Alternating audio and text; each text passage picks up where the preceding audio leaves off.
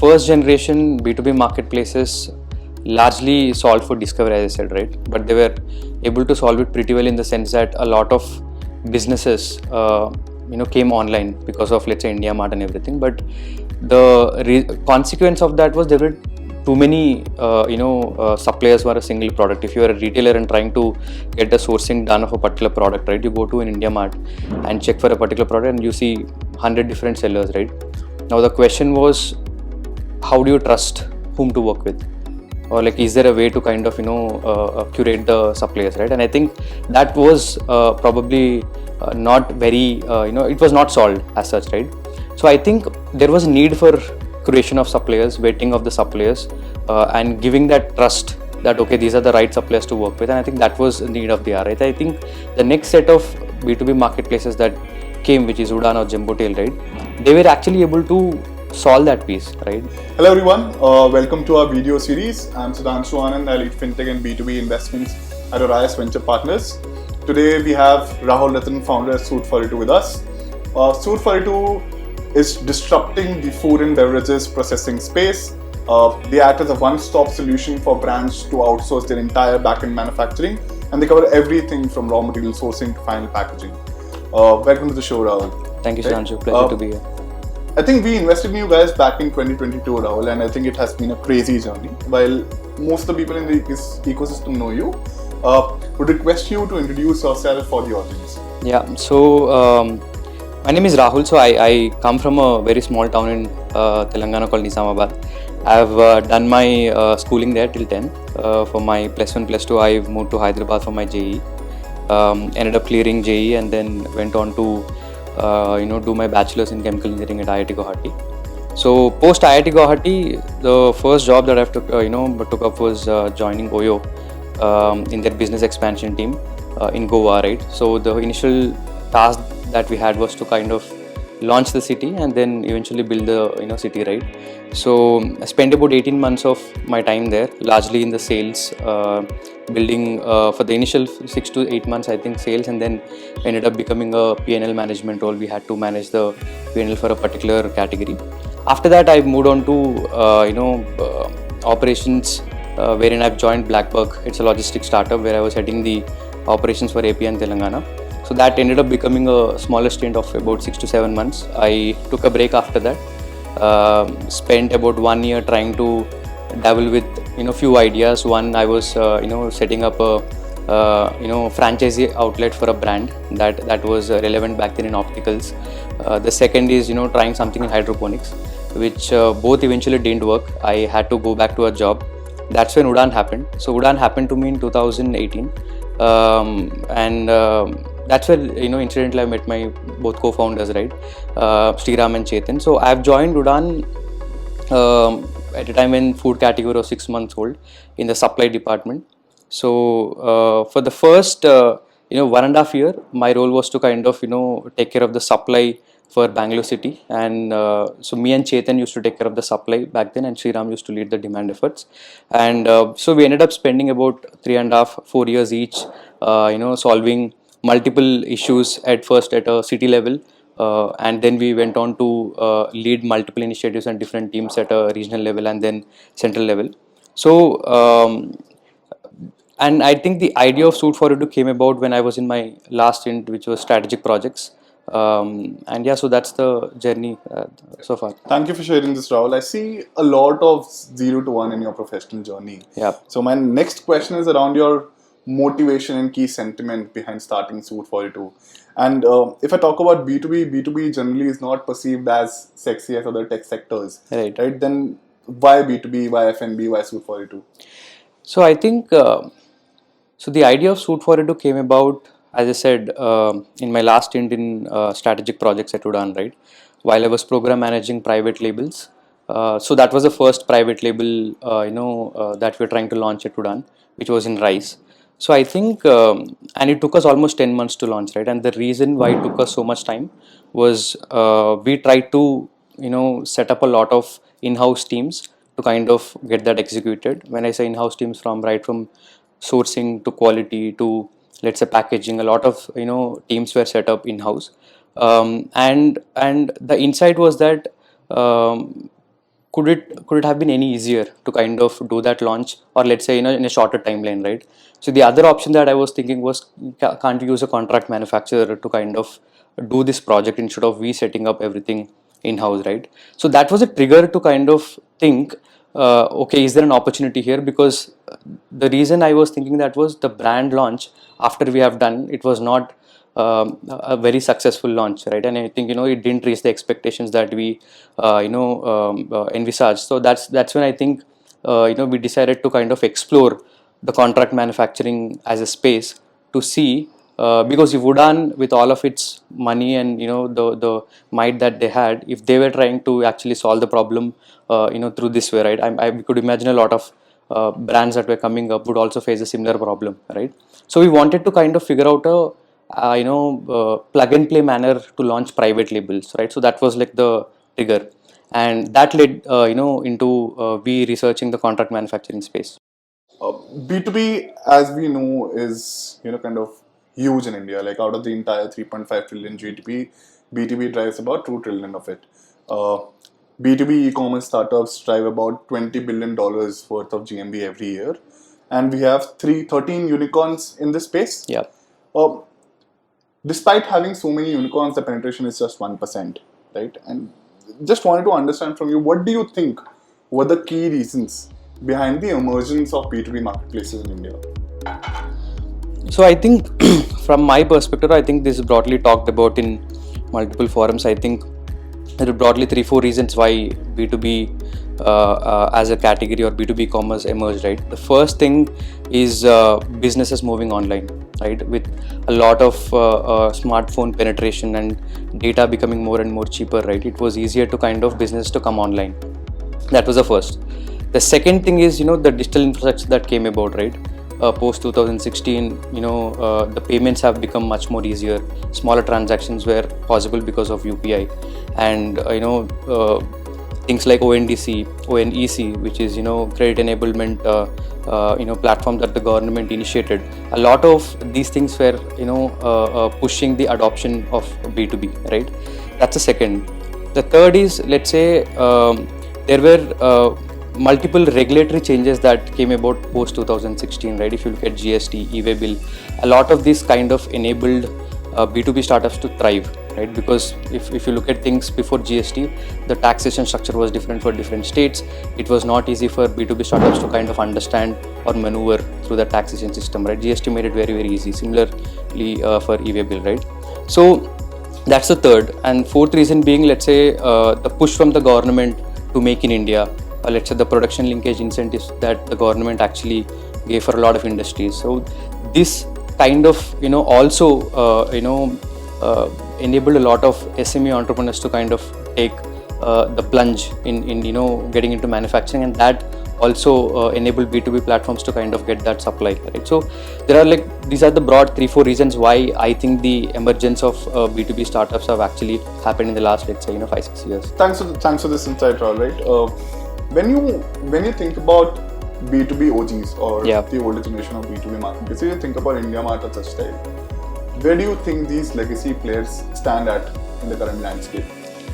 So I think you'll have to understand, I think, what did they try to solve when they started out, right? I think the economy was very, very different when India Mart or Gestel kind of came up, right? I think if you look at what they were trying to largely solve was information asymmetry at the core of it, right? That was the problem, because they were trying to give a platform for a lot of businesses in India to come and list themselves on the platform, right? In short, they were actually trying to provide discovery, right?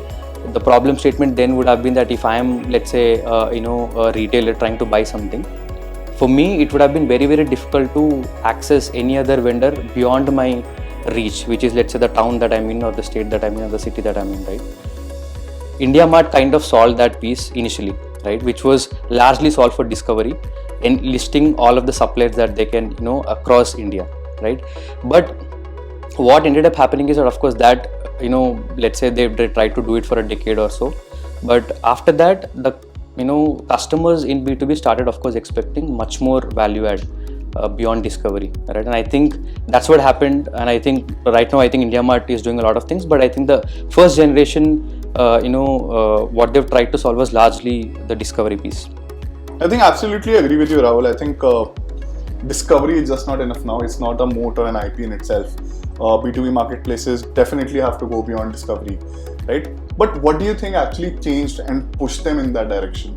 As I said, I think the first generation B2B marketplaces largely solved for discovery, as I said, right? But they were able to solve it pretty well in the sense that a lot of businesses, came online because of, let's say, India Mart and everything. But the consequence of that was there were too many, suppliers for a single product. If you are a retailer and trying to get the sourcing done of a particular product, right? You go to an India Mart and check for a particular product and you see 100 different sellers, right?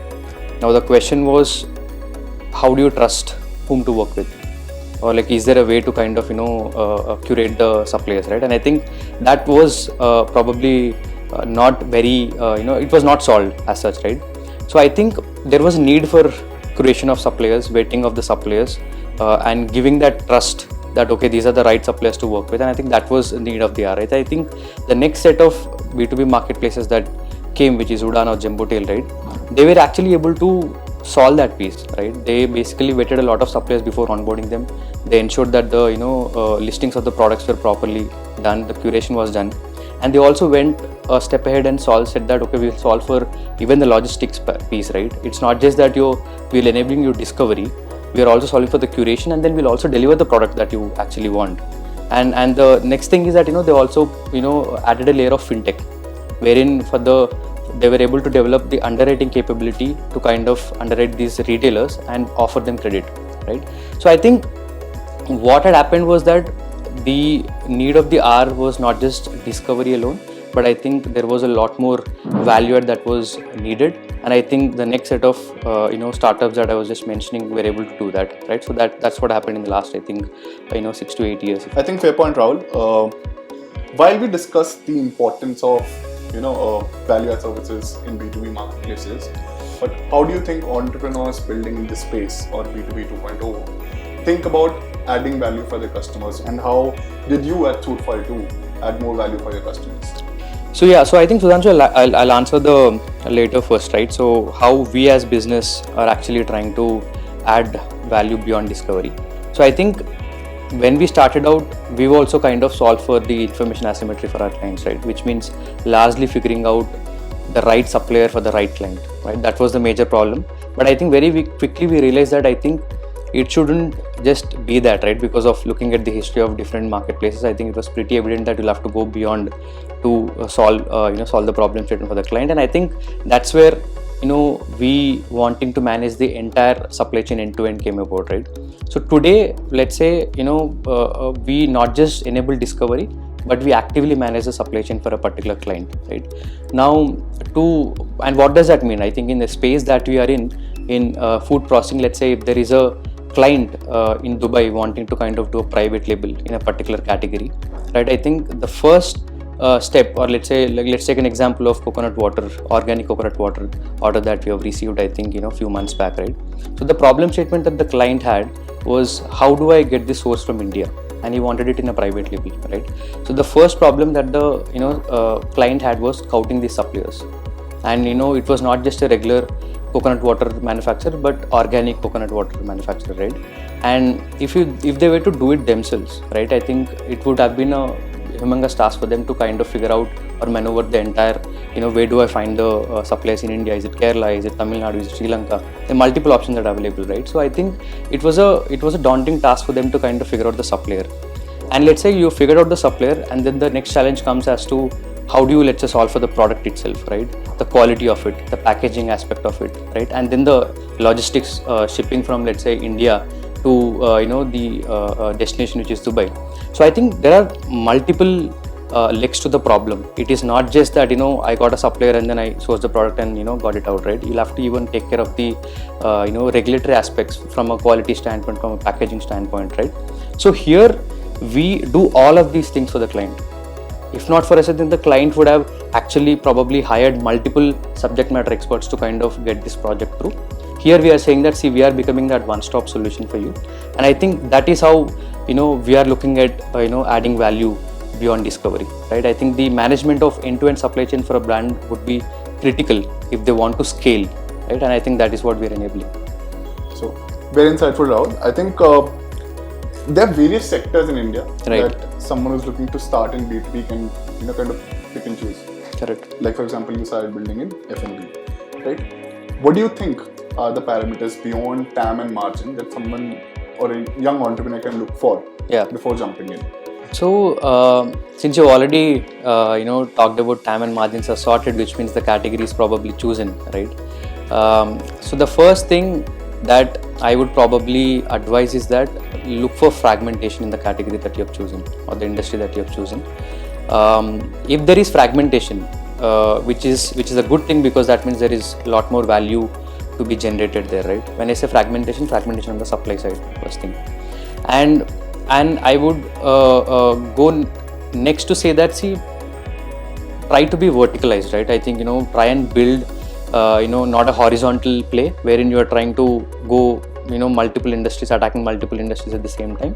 I would rather say that if there is an industry that you've picked, just build the solving for that industry alone. So which is like being vertical focused rather than staying horizontal, right? And in the category that you have chosen, considering there is fragmentation, be supply focused, right? Solve supply first things, which means that and you'll have to be like a full stack platform, right? When I say that, for a B2B platform to be relevant in the long term, right, it can't be that you're only solving for one touch point on the supply side. I'll explain that in a detailed manner, right? So there are various problems when you look at any supply side. I think maybe I can talk about specifically for food, but the first thing I think is the capacity utilization, right? Like talking about food, the cumulative capacity utilization of the food processing industry in India is closer to 50%, right? So that's the first problem, right? The second is lack of credit, availability of credit to the SMEs, right? The third can be solving for raw material sourcing and enabling high quality raw materials to your suppliers. The fourth is solving for the tech piece, right? So there are multiple aspects when you look at a particular supply, right? So I would say that you would have to be solving for all of this over a period of time, of course, to be relevant, right? So your approach should be to kind of start at one piece. Maybe you start for capacity utilization, which means you're only bringing demand to your processors, but then take stepwise approach of solving, right? So that would be the third. Be supply first, and then try and solve all the touch points that you have. The fourth thing is that if you are in B2B and if you are, let's say, solving for a particular industry, I think the two things that you need to have from day one is having a understanding of how are you going to underwrite your suppliers and your clients, right? That is the first thing. And the second thing is you'll have to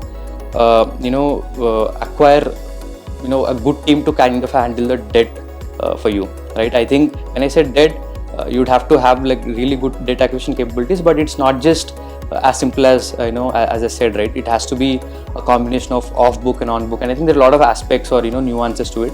So in short, I think you'd have to understand underwriting the risk of suppliers and clients, and you'll have to have really good data acquisition capabilities, or you'll have to solve for it, right? So these are the 3-4 things that I would probably advise for somebody who's wanting to get into B2B. Got it. Now that we have talked about the importance of value-add services in B2B marketplaces, I feel there are two approaches that you can take. One is you build your SaaS or fintech first and then build your marketplace around it, just like Zetwork or Off Business. And the other way is you build your marketplace first and then you offer complementary services along with it, right? As was the case with Udan. Right. So how do you decide between the two approaches, and when do you start offering other services beyond your core offering? I don't think there is one way to or right way to do it. I'll probably just talk about our experience of approaching this problem statement. And so when we started out, I think we started out as a SaaS platform, right? Largely trying to solve for the efficiency piece in food processing ecosystem, right? Which meant that we went to a lot of processes, saying that we'll build inventory management tool, financial management tool, or let's say spare part management tool, or let's say all of this would be integrated on one particular SaaS which you can use to kind of efficiently or remotely handle your factories, right? And we have done our work initially for about 2-3 months, and then we were able to kind of form a beta version of a product, right? And when we actually went and asked the same suppliers who gave us feedback for building the product to use it, none of them actually gave a lot of time to kind of give the feedback, right? And I think the feedback which was very clear was that they were not even willing to pay for the product even if we actually ended up building it, and there was not a lot of intent to pay for the product, right? And I think the realization was that it's very, very hard for us to sell software to SMEs in India. And I think that clubbed with, let's say, the other insights where these same processors who were not willing to pay for the tech product that we were trying to build were very interested when we talked about getting more business, right? And we said that, because most of the process that we ended up meeting during that time largely worked with brokers, right, as their means of marketing, right? And there was no other means. I think there were few people who were actually trying to use tech like marketing tools and everything, but largely I think there was a lot of interest on when we said that, see, we'll solve for demand generation also. And so that kind of led us to pivot and say that, okay, let's solve for marketplace, let's solve for demand for these processes, and then we'll look at building a tech layer once we kind of scale the marketplace, right? So that's how it worked for us. And I think since you already mentioned about Zwork and our business, right, I think if you look at their journey, and I think as far as I know, I think Zwork also had a very similar journey where they tried to build SaaS first and then pivoted to marketplace model. And I think they also have built a platform where they are providing services of managing the end-to-end operations for a particular client, right, which is what we are also trying to do in one way. Off business, I think, had a very different approach. I think they started building the marketplace and built fintech layer on top of it to kind of hook the suppliers as well as the clients, right? So the journey, I think, has been different for everybody, and I think for us, I think it happened this way. I think it looks like quite a pivot from tech first to supply first approach, and I'm sure with that the matrix that you evaluate to measure the impact of value-added services on for your customers will also change, right? So what are those metrics for you, and how has those metrics changed over the last 2 years?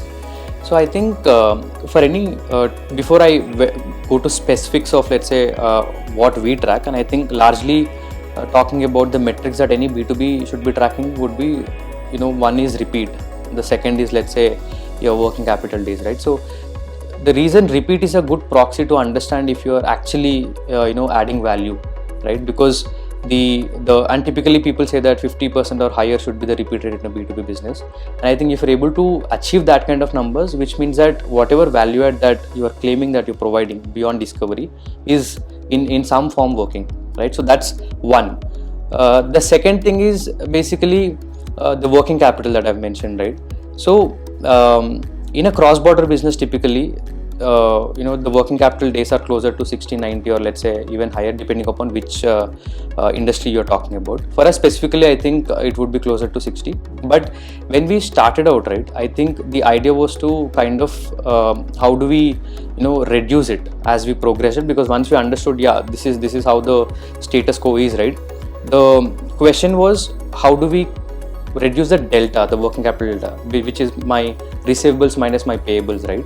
So I think in working capital, the way I would probably look at things is that for somebody who started, let's say 1 year, or let's talk about a startup who is 1 year old or 2 year old like us, right, where there is not a lot of vintage, right? When you're trying to solve for working capital days, you would probably be better off solving for payables initially than receivables, and let me explain why, right? In payables, it's easy to build vintage and start getting credit from the suppliers. Let's say, for example, the one thing that when we started out, our payable days were 2 to 3 days because we were trying to build that trust with the suppliers. We had to pay advances and everything. But as, let's say, we did more and more business, right, with every month that passed by, the vintage kind of started to cook in, and I think suppliers were able to trust us, right? So that actually enabled from our payables to go from 2 to 3 days to kind of 10, 12 days over a period of time, right? But what was not very easy to solve was on the receivable side. How do you, let's say, decrease your receivables, right? Because you're still a nascent startup, your enterprises won't trust you, right? Which means that you won't be able to underwrite a lot of receivables that you get from your SMEs in other countries. So I think you'll have to give that certain time, because as vintage builds, right, more and more options open up on the factoring side. Let's say players like Drip Capital, CredX, Vayana, a lot of these guys would have products which will enable you to factor those invoices. But in the initial days, I think that was our learning. We tracked payables, in a very close manner than receivables, right? But eventually, it kind of reduced our working capital delta. So that would be the broad two metrics that we initially tracked. Thanks a lot for your great insights, Rahul. Are there any metrics that you kind of evaluate specific to F&B or specific to Suite42? So yeah, Sudhanshu, I think so. We do have specific metrics that we track. For that, I'll have to give you a little bit of context. When we started out, we wanted to solve for processed foods, more than staples, right? But I think our quick realization was that once we started executing on the processed food end, we realized, I think, we were not having the requisite talent. When I say talent, on having the right kind of supply people, food technologists in place, and the capability, right? Because you'll have to have proper SOPs built in to kind of handle processed food orders. So our realization was that we had to build those first hand, and then try and go all in on the processed food sides. So while we were trying to build that, we were trying on focusing to solve the staples processing piece, which was we were shipping a lot of private labels in staples to multiple SMEs in Dubai, or let's say Thailand, or multiple regions that we work in. So but after doing that business for about 5 to 6 months, right, it was very clear that there is only limited value add, which means that there are only limited margins that you can actually go solve for, right, when you're trying to deal in staples. So I think that actually led us to kind of take the processed foods much more seriously, because the value add is much higher there, right? Which means that the potential for margins also is little higher, and I think it is also more defensible, right? Which means that when you are trying to build a capability in a particular processed foods category, it is not easily replaceable for somebody who's just coming into the coming to solve a problem just like us, right? Let's say I'm talking about competition. So I think that kind of was a learning, and I think that's when we decided to kind of, because the time that we initially had taken to solve the problems that I've just mentioned, I think we're kind of solved within 6 months, and I think then we started to diligently track how much processed foods are we actually doing in our product mix. And I think that I think is something that we diligently track, and which actually enables us to go to a much more sustainable business. I think that's quite a journey, Rahul, and I'm sure you must have your own share of hurdles on the way. B2B generally is plagued with problems ranging from working capital to supply streamlining, right? And as you go deeper in the value chain, you come across new sort of challenges, right, on both supply and demand side, right? What are the key challenges that you have faced so far, and how have you approached to solve them? Right. And if there are any more challenges beyond the two, please feel free to add on to it. Let me take that in two different buckets, Sudhanshu. So the first is I'll probably talk about our learnings in supply, and then probably I'll talk about our learnings in demand as well. The first learning is that do not try and solve for too many categories when you're starting out, because in food especially, the supply chains are so complex. When you move across categories, the learnings would be very, very different, and you'll have to have different subject matter experts, and the team that you need to build also would change, right? So when we started out, we said that we'll solve the problem that we are trying to solve for too many categories, and I think that very quickly we realized I think is not the approach, because when you're not focused on solving it for one particular category, right, your teams are all over, right? Because supply is trying to build supply in too many categories, and demand is also trying to get demand in too many categories, and I think somewhere the focus kind of was missed, right? So that was the first learning. The second is that actually building predictable supply, right? Once you have chosen that, okay, these are the 2-3 categories that I want to solve for, how do you solve for predictable supply? When I say predictability, you will have to own the supply without actually owning it, because we say we are a asset-light contract manufacturing platform, right? So what do I mean by that is that if you can actually figure out a way to secure capacity from your processor and from your supplier over a contractual period of 1 year, etc., right, that will actually exponentially improve your learning of that particular category first. The second, it will also improve the customer experience exponentially as well, right?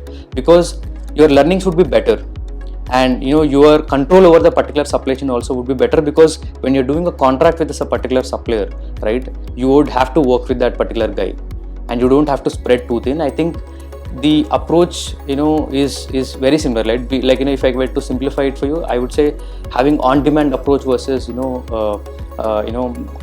owning the supply, right? So I think that is our first, or second learning, which is building the predictable supply. So the third learning that we had was ability to adopt to regulatory changes, right? Not regulatory changes, but I would say you'd have to be on top of your regulatory aspects with respect to quality and with respect to packaging, because when you're trying to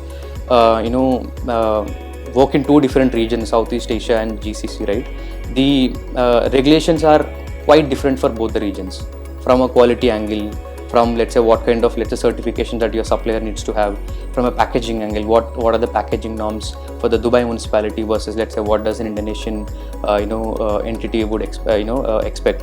So I think you should build the muscle to actually learn these things on the go, and I think that is something that maybe we picked up little late. So now let me come to the demand aspect, right? I think in demand, the first learning was that, see, we come from a different B2B background. We didn't really have experience in cross-border, I think, and that too especially in B2B, right? Our experience was quite different. So here we learned that you'll have to be patient with your conversions, right? When I say conversion on the leads, because the sales cycles are pretty long. When in cross-border, right, it will take anywhere between sometimes 2 months, 3 months or higher to kind of convert a particular client, depending upon which category. Again, if you're looking at staples, it's a different timeline. If it's processed foods, then the timeline can be much higher, right? So we'll have to learn to be patient, and I think that's the first learning. On the second piece, I think, see, your ability to underwrite the customers, I think that is another thing that we kind of learned the hard way, because when you are starting out in B2B again, especially in cross-border with little or no vintage, you won't be able to work with the enterprises directly, right? They would expect you to have some bit of history before they kind of trust you, right? Which means that you would have to end up working with SMEs in that particular region, right? Now the problem with SMEs is that there are too many of them, and I think it is very, very difficult for you to decide how do I trust whom to work with, right? And there are platforms like DNB, Dun & Bradstreet, who will actually help you kind of risk assess. But since there's not a lot of information on these SMEs, right, which makes it very, very difficult for you as a company to take a call whether to go ahead or not objectively, right? The data is not really present, right? So which means that you are pushed to take a subjective call, which is basically you try and get some reference checks, or you go and visit their office to kind of understand if he is a good supplier, and you try and build a relationship before you kind of take up an order, right? So these are the things that you would do. So I think the learning is that the underwriting is a really an important capability that you need to build from start, right? I think that's our second learning, right? And since you asked beyond supply and demand, are there any learnings? I think the third I would say is that, which is largely internal things, right? I think the first thing that you need to do is you'll have to build really, really strong SOPs, right? When I say SOPs, right from how do you track your sales leads to orders, how do you track your fulfillment, which is tracking of your goods and payments, everything, right?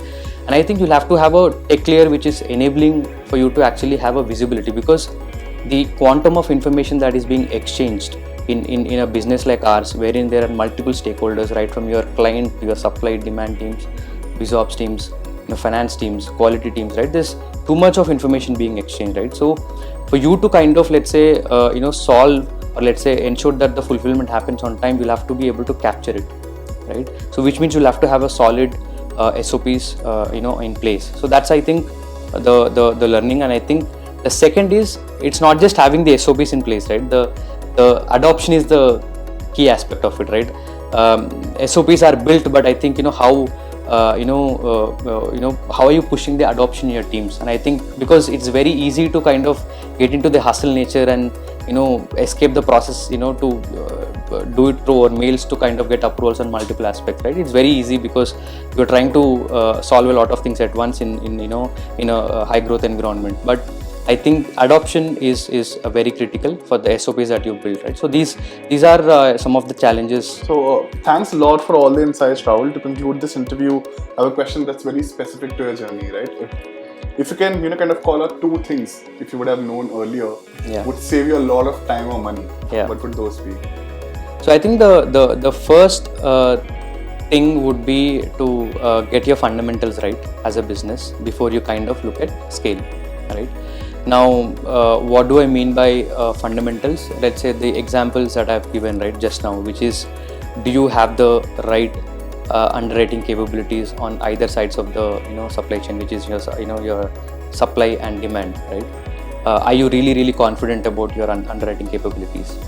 The second thing is, do you have the right debt acquisition capabilities, or do you have a right understanding of how do you actually approach the problem of debt in a B2B, right? The on balance sheet debt versus off balance sheet debt. How do you have to, let's say, solve for it? That's the second.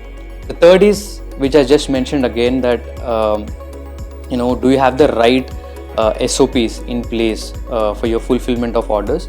Because only when you have them, right, you will be able to give truly a different customer experience, right? So I think the crux of it is, have your fundamentals right before you kind of start scaling, and I think that is more critical. Don't look for revenue numbers, and I think start or questioning if you have all of these fundamentals right, and if they were there, then probably you'll eventually figure out the scale, right? So that's, I think, the first aspect. The second is having the right balance of generalists versus specialists in your team, right? So when we started out, there were certain specialists on the on the supply side, but I think there are a lot more generalists to kind of solve the problem statement that we have taken up, right? I think having specialist in a business like this is very critical, and I think the sooner you realize, the better it is, because you are trying to solve complex supply chain problems on one side, on the supply side, and I think you are also trying to really work with enterprise clients on big clients on the demand side, right? So you'll have to get somebody who understands the geography, or let's say the category on the demand side, and let them actually generate the demand. On the supply side, you'll have to get right experts on the quality, category, and get a lot of people with experience, probably 10 years and above. And I think that is something that maybe I should have done a little bit early in our journey. So that, I think, probably is the second learning, where having the right balance of generalists and specialists, right? I think these are the 2 things that I would probably say. Got it. Thanks a lot for your time and your insights, Rahul, and thanks a lot to our audience for watching this. We'll come back with more such episodes. Till then, stay tuned. See you soon.